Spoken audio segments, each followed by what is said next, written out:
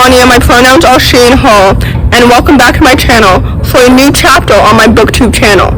I decided this year to start doing monthly TBRs, and I wanted to explain how I'm going to do them. So first of all, Happy New Year. Second of all, if you didn't know, I don't have a physical TBR because I don't buy books and I don't collect books. And the way I obtain most of my books is through my local libraries. So on Goodreads, I have a want-to-read list. So with my monthly TBRs, what I will be doing is looking through my Goodreads want-to-read list, looking at the books that will be coming out each month, since my want-to-read list is full of new releases, and seeing the ones that I have the highest expectations for. So, with my January TBR, these are the books that will be coming out in January of 2022 that I have the highest expectations for. However, this is not to say that these are the only books that I will be reading in January, because there are books on my TBR, my Goodreads TBR, that I have really low expectations for, like for example, Emma Lord's new book, which will be coming out in a few days when you're watching this video, but I don't think that that book will be anything higher than a 3-star rating, so I won't be talking about it in my January TBR, even though I will be reading it in January. I don't know if that makes any sense, and I hope that it does, but at any rate, here we go. The first book on this list is called The Ivory Key. This book is a YA Indian-inspired fantasy, and it comes out the 4th of January, and I'm so excited for it. It follows 4 estranged royal siblings who must work together to find a new resource as magic starts to run out, or else their country will get swallowed by enemy forces, I believe. I'm so excited for this book because, first of all, that concept sounds so cool and so inventive and so unique.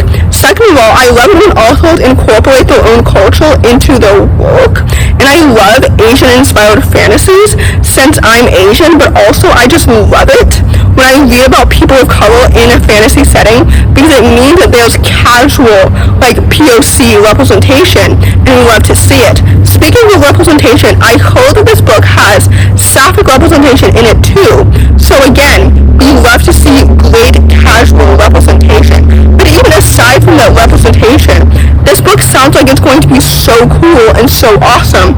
So with that said, this book comes out the 4th of January, and I'm absolutely so excited to read it. The next book on this list is called One True Loves. For those who don't know, this book is a YA contemporary companion to Happily Ever Afters, which I read at the beginning of 2021, and I really enjoyed it. This book also comes out the 4th of January, and I'm so excited to read it.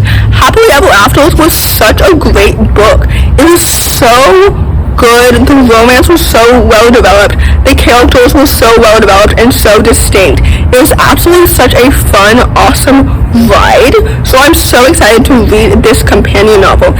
Even though, if I'm being completely honest with you, I don't remember which character from the previous book that it follows, but I'm so excited to read it and see what happens next. This book sounds like it's going to be so good and so awesome, but also the cover is so pretty. I love purple covers since purple is my favorite color, and I also feel like purple is such an underrated book cover, if I'm not mistaken. But anyway, even aside from the pretty cover, because I understand that just because a book cover is pretty doesn't mean that the inside is just as pretty, I'm expecting that this book will be just as pretty and as wonderful on the inside. So anyway, like I mentioned, I'm so excited for this book.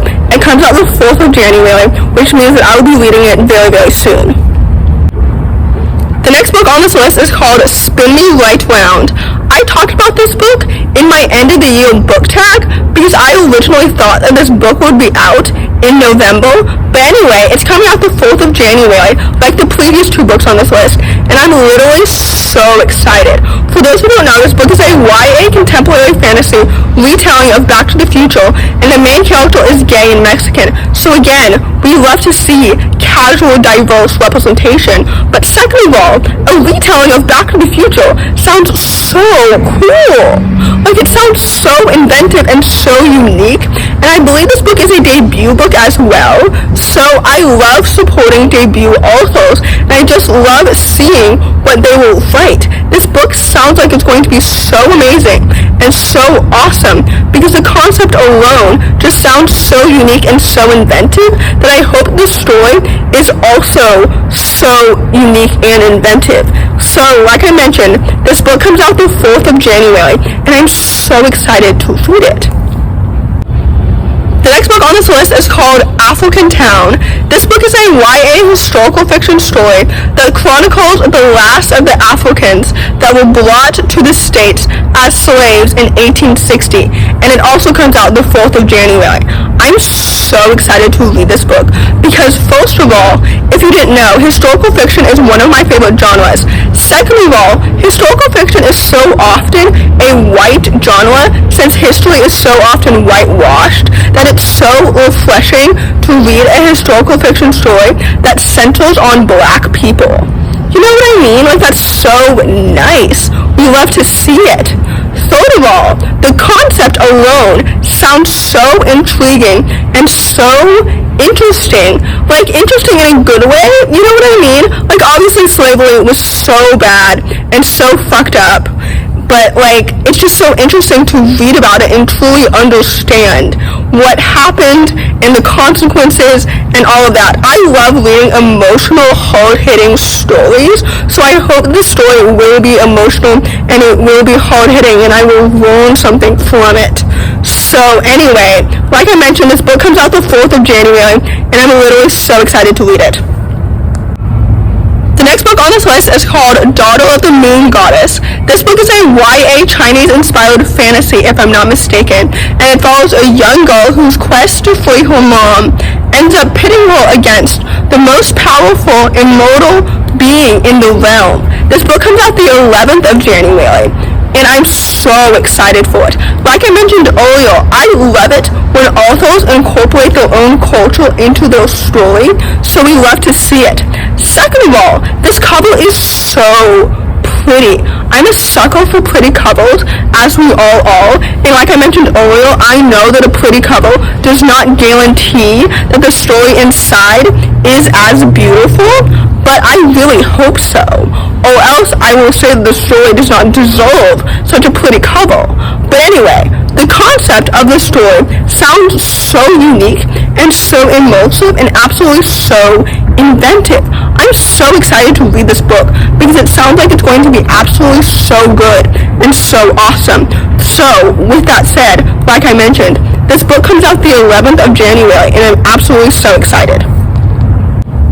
The last book on this list is called Beyond the End of the World. This book is a YA science fiction fantasy sequel to The Other Side of the Sky, which I read 2 years ago now because I was expecting the sequel to come out in 2021 and not in 2022. But anyway, The Other Side of the Sky was so good. It was so inventive that I have really high expectations for this book. The release date of this book is the 18th of January, and I'm just so excited. Like I mentioned, the first book was so good, and it left off on such a satisfying cliffhanger that I have no idea what will happen next in this one. The characters are so well developed and so distinct. Their romance, or their friendship, or rather, I don't remember if it was developed in a romantic direction or not, but it was definitely teased.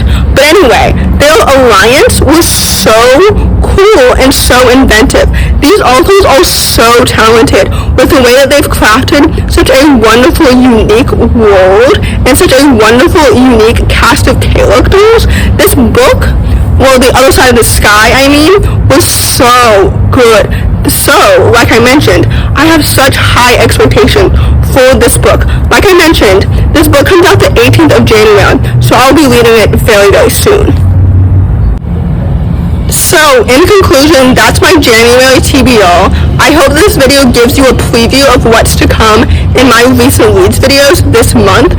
And also, I'd like to address the fact that all these books are new releases, but I don't think by any means that this list is unattainable, since my local libraries that I use typically have new releases within the week of their release date. So don't worry, I will be reading these books very, very soon, and I'm so excited, like I mentioned earlier.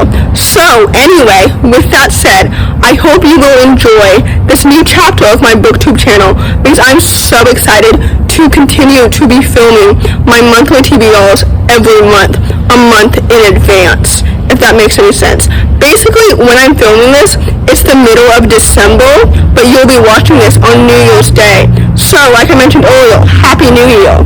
But anyway, if you enjoyed this video, please don't hesitate to give it a big thumbs up. Comment down below the total emoji if you made it all the way to the end of the video. Thanks for watching. Subscribe to my channel if you're new. And I'll see you in my next video. Bye!